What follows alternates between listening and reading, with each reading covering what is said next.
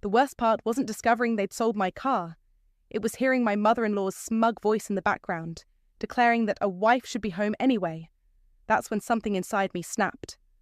I'm Ella, and until last Tuesday, I thought I had a normal marriage. Not perfect, but normal. I was wrong.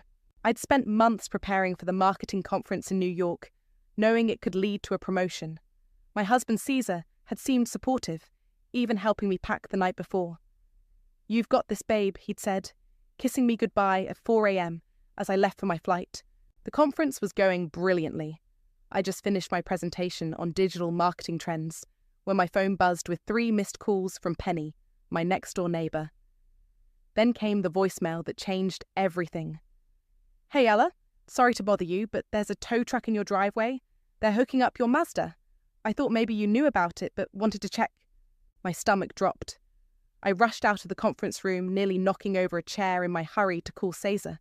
He picked up on the 4th ring. "Hey babe, what's up? Why is there a tow truck taking my car?" A pause. Then, with casual indifference that made my blood boil. "Oh yeah, Mom found a buyer. Got a pretty good price too."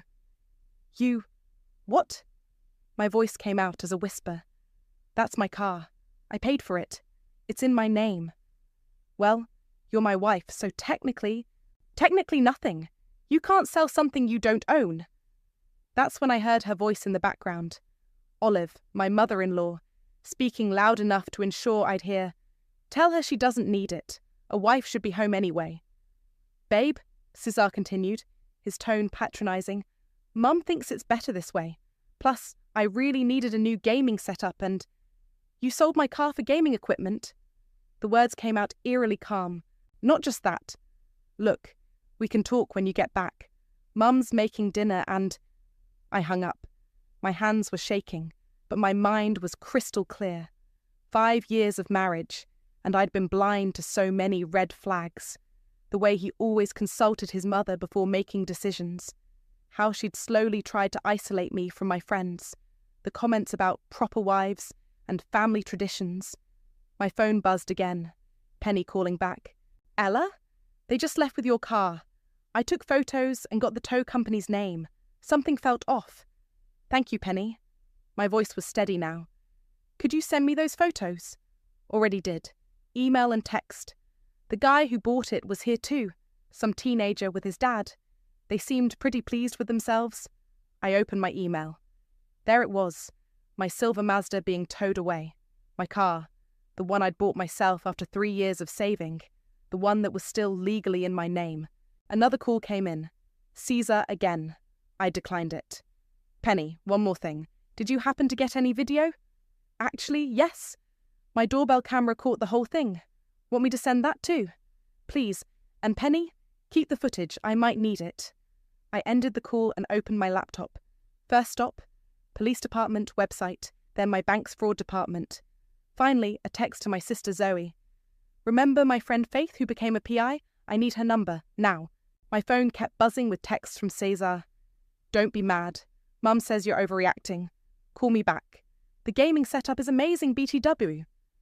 I silenced my phone and looked out the hotel window at the New York skyline. They thought they had me trapped. They thought I'd come home, throw a fit, and eventually accept it like a good wife should. They had no idea what was coming. I opened my notes app and started typing. Step 1. File police report for stolen vehicle. Step 2. Contact bank fraud department. Step 3. Document everything. My hands had stopped shaking. The initial shock was wearing off, replaced by something colder, more focused. They wanted to play games. Fine.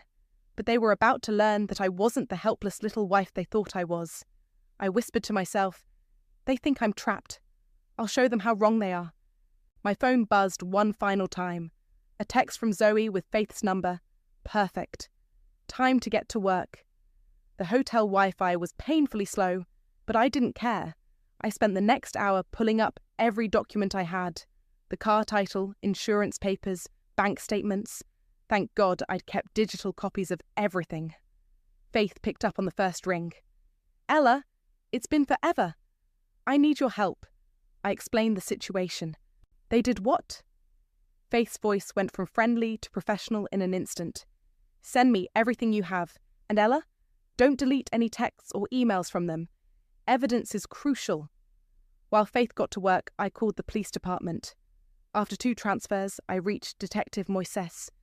"Ma'am, if what you're saying is accurate, this is grand theft auto," he said, his voice steady and reassuring.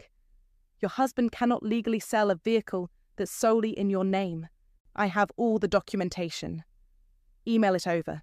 Include any communications about the sale. We'll start investigating immediately." I forwarded everything, including Penny's photos and video. Then came a text from Caesar that made me laugh out loud. "Hey babe, forgot to mention, need you to sign some papers when you get back. Backdated stuff for the car, no big deal." I screenshot it and sent it to both Faith and Detective Moises. My phone rang again. Faith. "Ella, remember when you mentioned the joint checking account? The one Caesar insisted we needed?" "Yeah. I just did a preliminary search. They've been busy while you're away. There are some interesting transfers." My hands clenched into fists. "How interesting?" "Try 5,000 to a gaming store yesterday. Another 2,000 to your mother-in-law's account this morning." The memory hit me like a truck. 3 months ago, sitting at our kitchen table, Cesar pleading his case. "Come on, babe. All married couples have joint accounts. Mum says it's weird that we don't." I'd refused at first, but he'd worn me down. "Just for household expenses," he'd promised. "We'll keep our personal accounts separate." Faith's voice brought me back. "Ella, there's more. They tried to access your personal savings account too. 3 failed attempts." "How do you know all this?" "Let's just say I have friends at the bank. Speaking of which, you should call them. Now." I did. The fraud department representative, Sarah, was horrifyingly helpful. "Yes, we see the attempts. They tried using your husband's power of attorney, which we have no record of you granting. Because I never did." "That's what I thought. I'm flagging your accounts now. No changes or transfers without in-person verification." My phone buzzed. Detective Moises again. "Ms. Ella, we've located your vehicle. It's still at the buyer's residence. We can recover it today if you'd like." "Please." "One more thing. The sale paperwork? Your signature was forged. Rather poorly, I might add. Would you like to press charges?" I thought about Caesar and Olive, probably celebrating their victory right now. "Absolutely." Another call beeped in. Faith again. "Remember how I said there was more? I think you'll want to see what else they've sold." "What do you mean?" "Your jewellery box?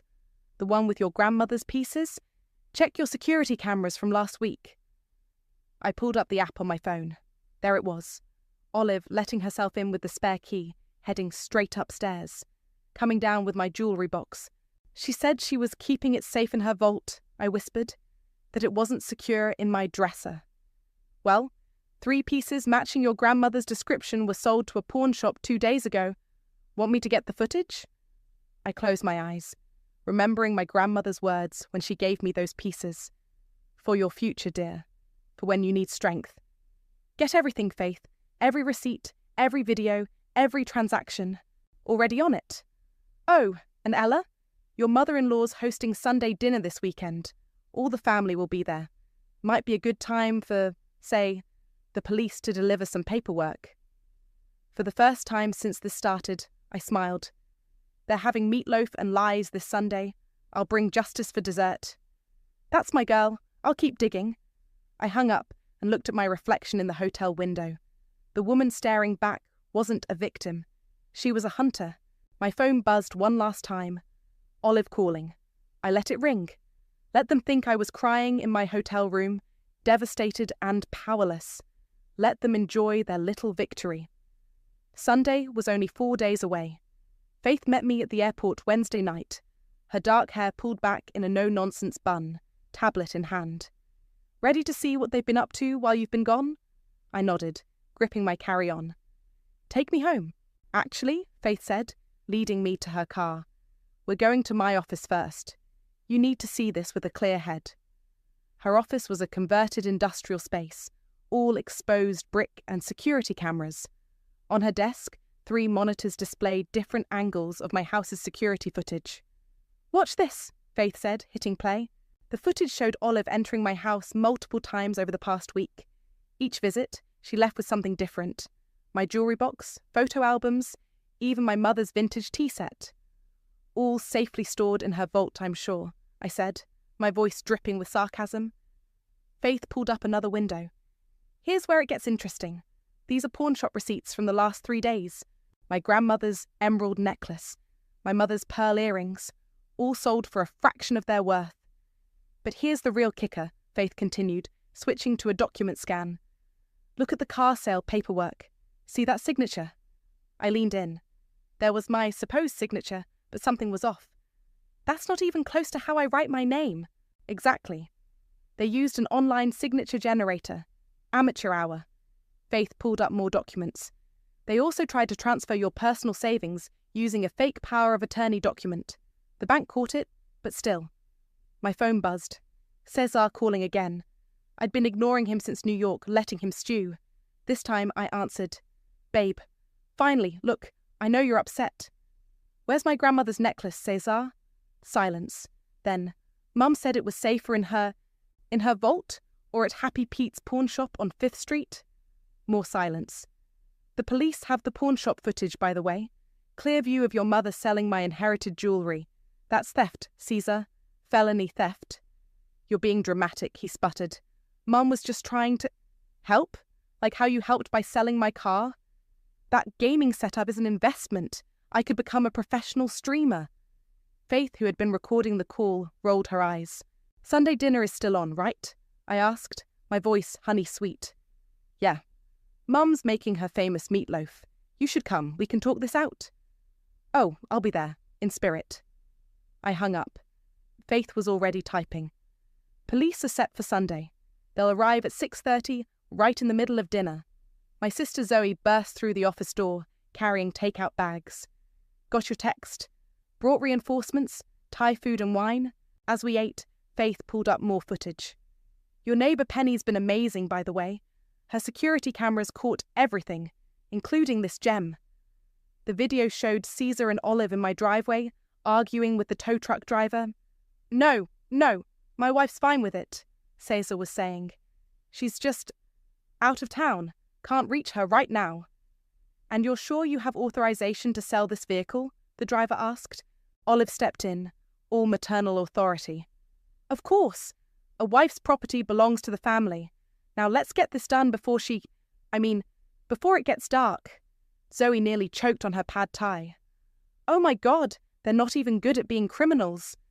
That's not all, Faith said, pulling up bank statements. Guess what they did with the car money? Besides the gaming setup, I asked. Caesar paid off his secret credit card, the one with $8,000 in gambling debt, and Olive used her share for a down payment on a new Mercedes. While selling my grandmother's jewellery for pocket change, I whispered. Zoe grabbed my hand. You okay? I squeezed back. Better than okay. I'm ready. Faith nodded approvingly. Police will bring the fraud unit. They'll want to search the house for the remaining stolen items. During Sunday dinner, Zoe grinned, with the whole family watching. Speaking of watching, Faith said, pulling up one final document, I installed new security cameras in your house this morning. High definition, with audio. We'll be able to see everything. I looked at the footage of my living room, where Caesar was sprawled on the couch, gaming headset on, surrounded by empty energy drink cans. They're having meatloaf and lies this Sunday, I said, raising my wine glass. I'll bring justice for dessert. Zoe clinked her glass against mine. To karma. Faith joined the toast. To consequences. I smiled, watching Cesar on the screen, completely oblivious to what was coming. To Sunday dinner. Thursday morning, Zoe called with news that made my coffee go cold. You need to check your credit report. Now. I pulled it up while she waited on the line. Oh my God. You see it? 3 credit cards I'd never applied for, all maxed out. Store cards from gaming retailers, electronics shops, and one from a luxury watch boutique, all opened in the past 2 months. He used my social security number, I said, my voice shaking with rage. My identity. Keep scrolling, Zoe said grimly. There it was, a loan application for $50,000, submitted yesterday. Status, pending. I called the bank immediately, putting them on speaker so Zoe could hear. Yes, Ms. Ella, the fraud representative said. We've flagged suspicious activity. The loan application was submitted with your information, but the funds were set to deposit into a different account. Let me guess. A joint account? No, actually, an account under Olive's name. I laughed, but there was no humour in it. Of course. Faith arrived an hour later with more revelations. Your car money? Only half went to gaming equipment. Want to know where the rest went? She spread bank statements across my kitchen table. The trail was clear. Payments to online gambling sites, transfers to Olive's account, and a $5,000 deposit on a luxury watch. He's been planning this, Faith said, pointing to dates. The credit cards were opened right after you booked your New York trip. They thought you'd be too busy with the conference to notice. My phone buzzed. A text from Cesar. Miss you, babe. Can't wait for you to see my new streaming setup. Another buzz. Olive this time. Dear, we need to discuss your attitude about the car. Sunday dinner would be perfect. Family helps family. I showed the text to Faith, who snapped photos for evidence. Speaking of family, she said, guess who I ran into? Your husband's cousin Gus. The accountant? He's been helping Cesar manage his finances. Well, mismanage them. But Gus didn't know about the identity theft or the car sale. He's not happy. I met with my lawyer that afternoon. Sandra listened to everything, taking detailed notes. Identity theft, grand theft auto, forged documents she listed, tapping her pen, plus the stolen jewellery and unauthorised bank access attempts. We have more than enough for criminal charges. And divorce? With this evidence, you'll get everything. But first, she smiled, let's let Sunday play out. Back home, I found more texts from Cesar. Got my first subscriber on Twitch.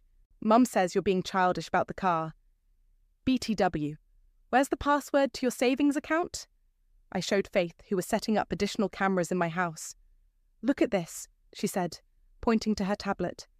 Your mother-in-law's been busy on Facebook, posting about ungrateful modern wives and how family comes first. The comments are interesting. The posts were filled with sympathetic responses from her friends, all condemning the selfish wife who wouldn't support her husband's dreams. Let them talk, I said, watching Faith adjust a camera. Sunday will give them something new to gossip about. Detective Moises called to confirm the plan. We'll arrive at 6:30 p.m. sharp. Fraud unit will accompany us. Do you want to be present? No, I said, thinking of Olive's smug face. I want to watch it all unfold from here. That night I stayed at Zoe's place, unable to sleep in my own bed, knowing what Cesar had done.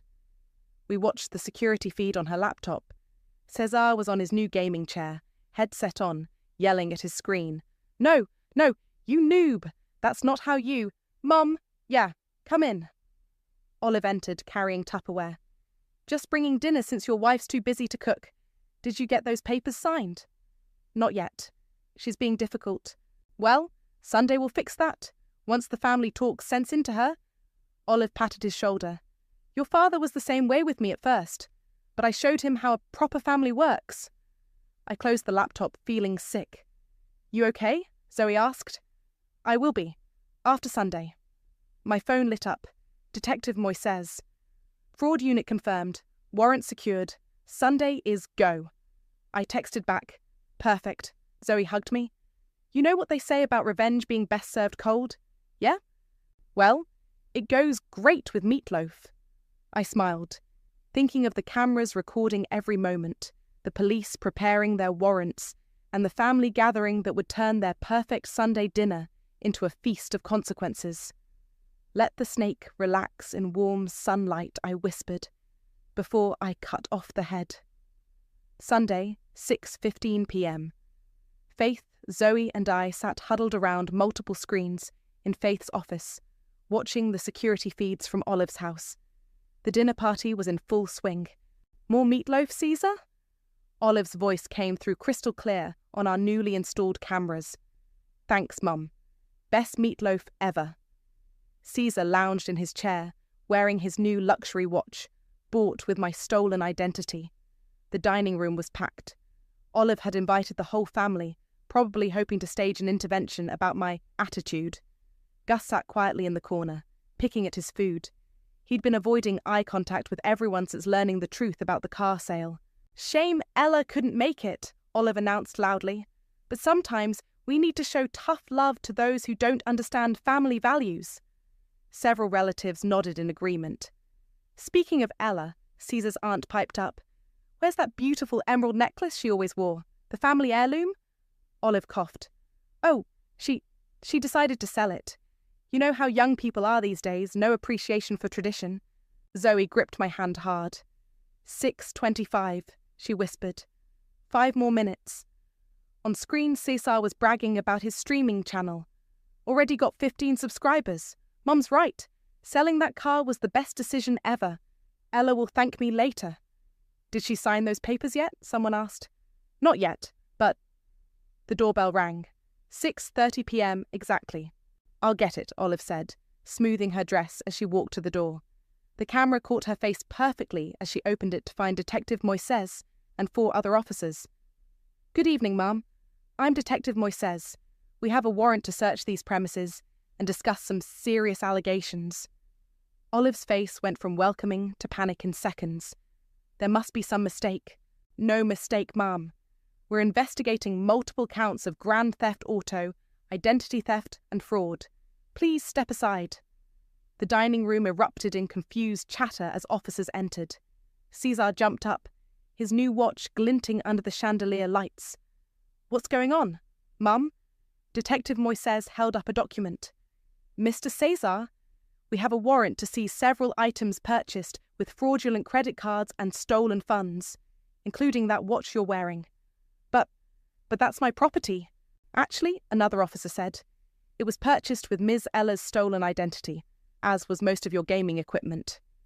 The family sat in stunned silence as officers began photographing serial numbers on Caesar's gaming setup. This is ridiculous. Olive stood up, face red. We're having a family dinner? Perfect timing then, Detective Moises said calmly. We can discuss the stolen jewellery too. Specifically, the emerald necklace you sold at Happy Pete's pawn shop. Aunt Marie gasped. Olive, you said Ella sold it. I was protecting it. By selling it? Gus spoke up finally. Like how you protected her car by selling it without permission.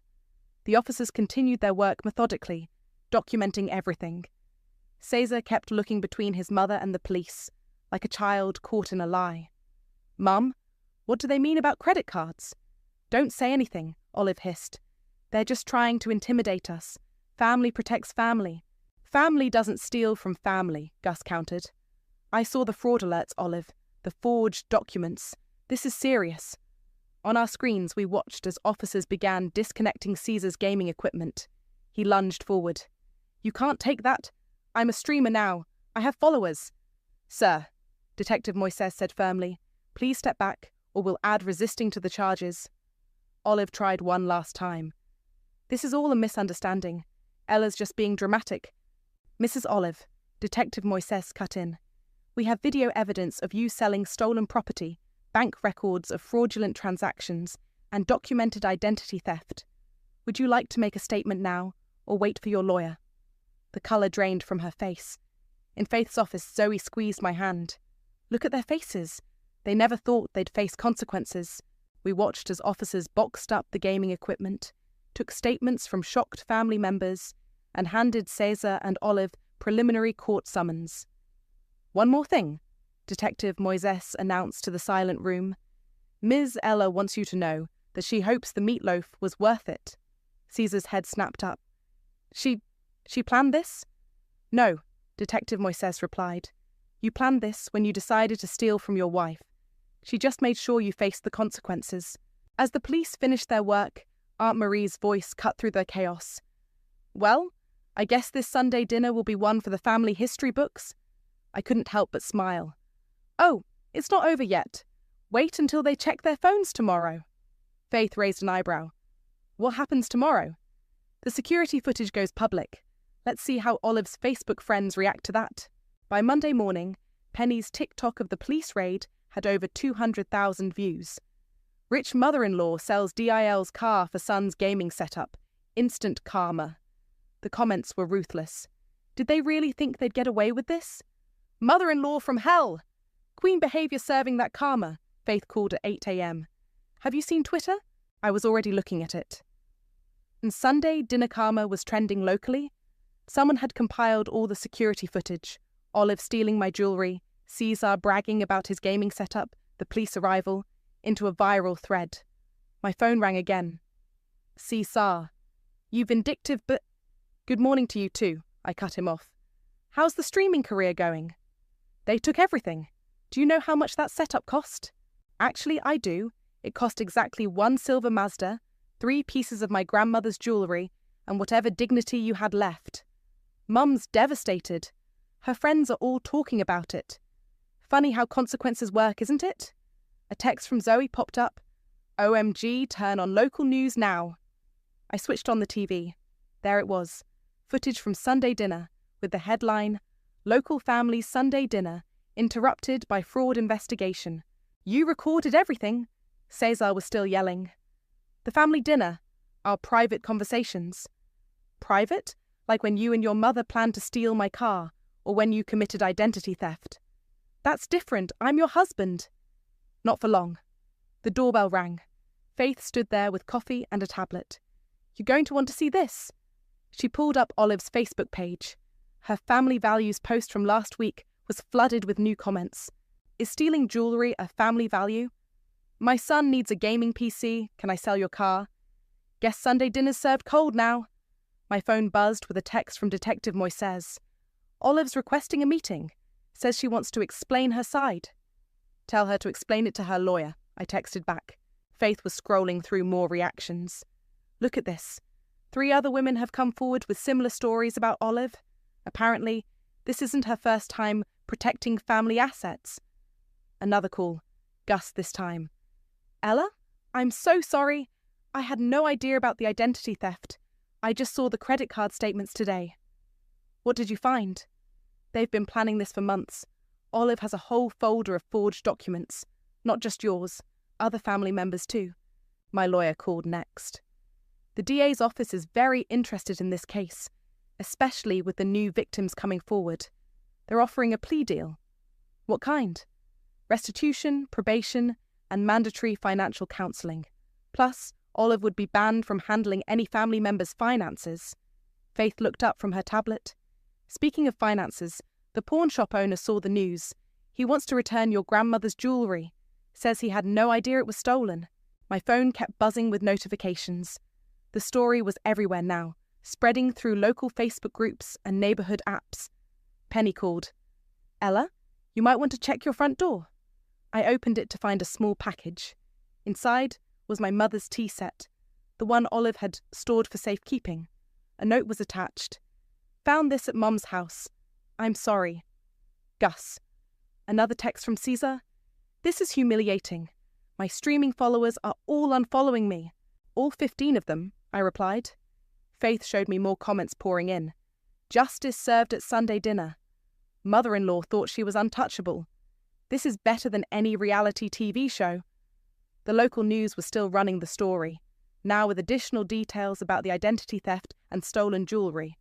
They'd interviewed Detective Moises, who professionally outlined the charges without naming names, but everyone knew. My phone rang again. Olive this time. I answered on speaker. Ella, we need to talk. This has gotten out of hand. Like selling my car got out of hand, or stealing my jewellery. I was protecting the family. No, you were protecting yourself. How's that working out? People are calling me a thief. If the stolen jewellery fits... I hung up as another text came through from an unknown number. Thank you for exposing them.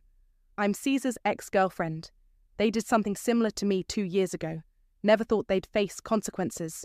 Faith looked at me. You okay? I showed her my phone's wallpaper, a photo of my new car parked safely in my garage. Never better. The meatloaf was worth it then. Oh yes, I smiled.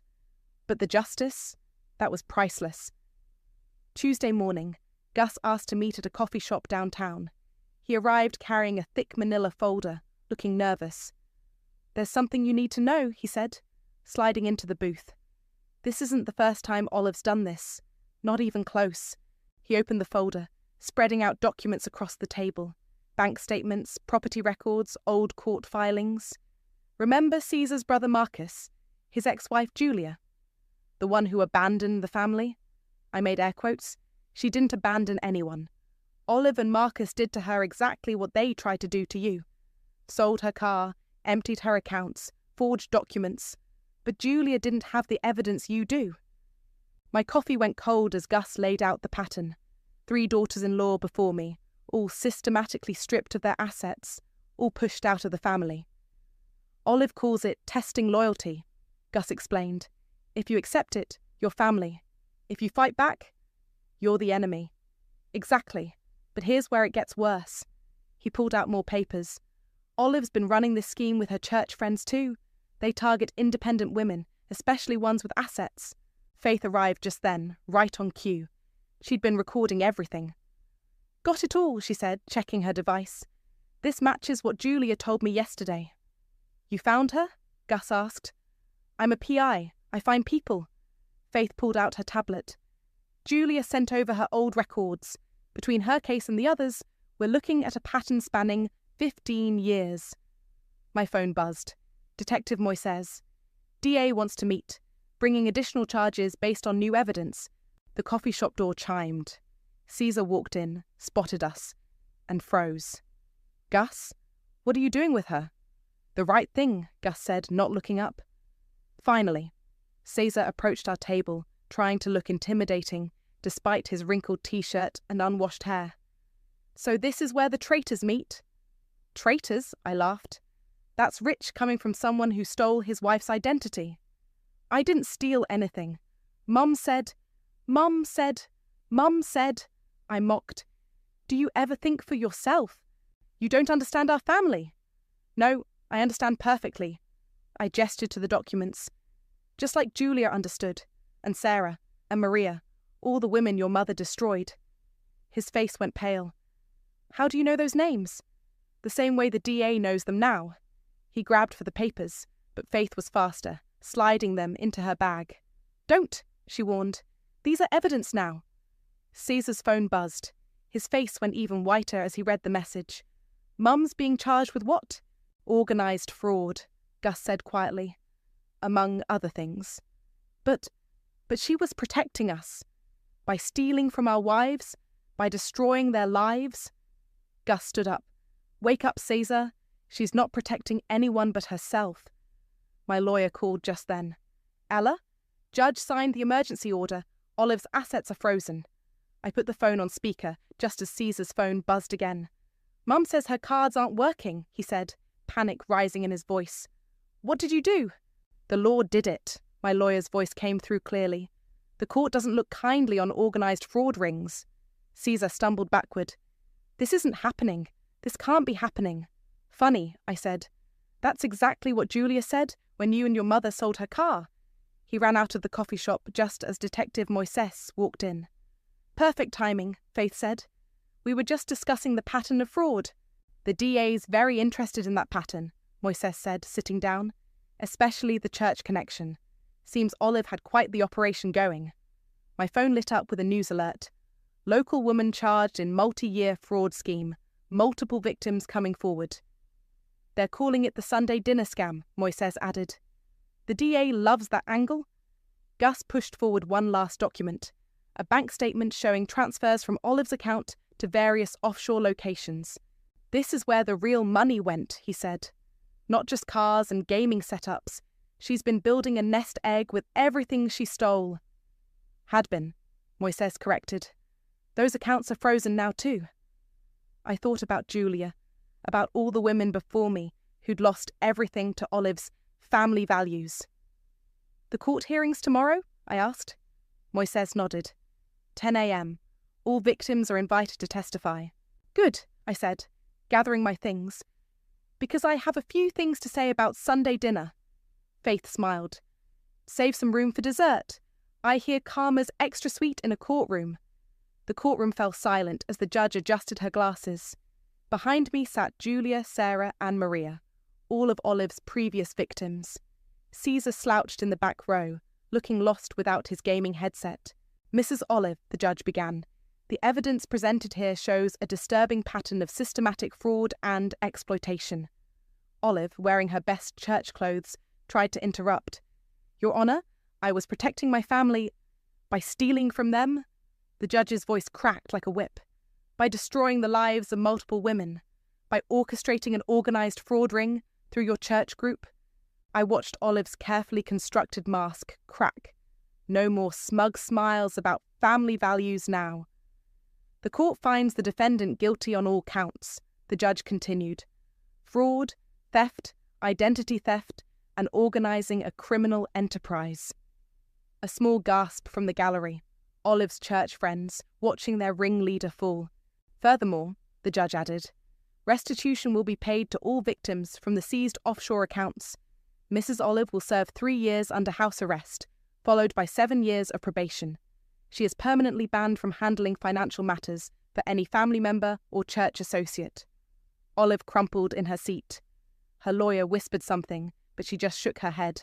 The judge turned to Caesar. As for you, Mr. Caesar, 6 months house arrest, mandatory financial counselling, and full restitution to your wife. The identity theft charges alone could have meant jail time. Consider yourself fortunate. I stood to deliver my victim impact statement, looking directly at Olive. You didn't just steal our possessions. You stole our trust, our security, our belief in family. You called it protecting the family while destroying lives. Well, guess what? We're stronger now. We found each other. We built a new family, one based on truth, not manipulation. Julia stepped forward next. 7 years ago, you took everything from me. Today, I get to watch justice finally arrive. How's that for family values? Outside the courthouse, reporters gathered as Olive was fitted with her ankle monitor. Her church friends hurried past, avoiding cameras. Detective Moises approached with news. The pawn shop recovered most of the jewellery. It's being returned to all victims. Faith appeared with more updates. The gaming setup's been sold. Money's going to restitution. Oh, and Caesar's Twitch channel? Permanently banned for terms of service violations. Where is Caesar? I asked. Moving back in with Mommy, Zoe said, joining us. Since he can't afford rent without your income, hope his room still has space for his gaming dreams. My phone buzzed. A message from Gus. Family meeting at Olive's tonight? Without Olive. We're all ready to talk about what really happened these past 15 years. Another text came through. This one from Julia. Thank you. You didn't just get justice for yourself. You got it for all of us. I looked at the group of women around me. Faith with her investigative skills, Zoe with her unwavering support, Julia and the others with their shared strength. This was real family. Ms. Ella, a court clerk approached. Your car title and property documents are ready, and this was recovered from Mrs. Olive's safety deposit box. She handed me my grandmother's emerald necklace. The stones caught the sunlight, strong and brilliant, just like the women wearing them should be. One last thing, Faith said, showing me her tablet. Remember that Reddit post about your story?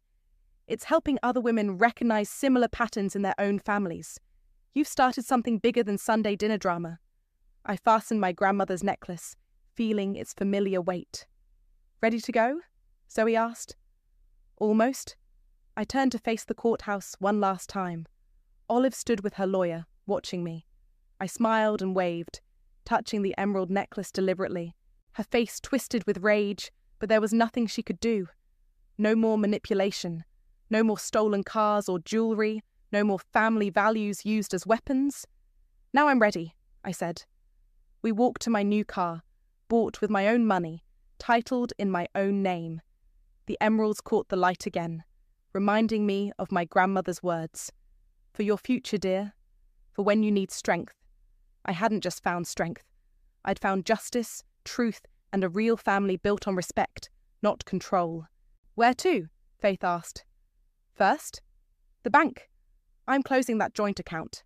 Then, anywhere we want. We've got a lot of Sunday dinners to remake. As we drove away, I glimpsed Olive in my rearview mirror, standing alone on the courthouse steps. She looked small now, powerless without her web of lies. I didn't want revenge. I wanted consequences. And karma had delivered a feast.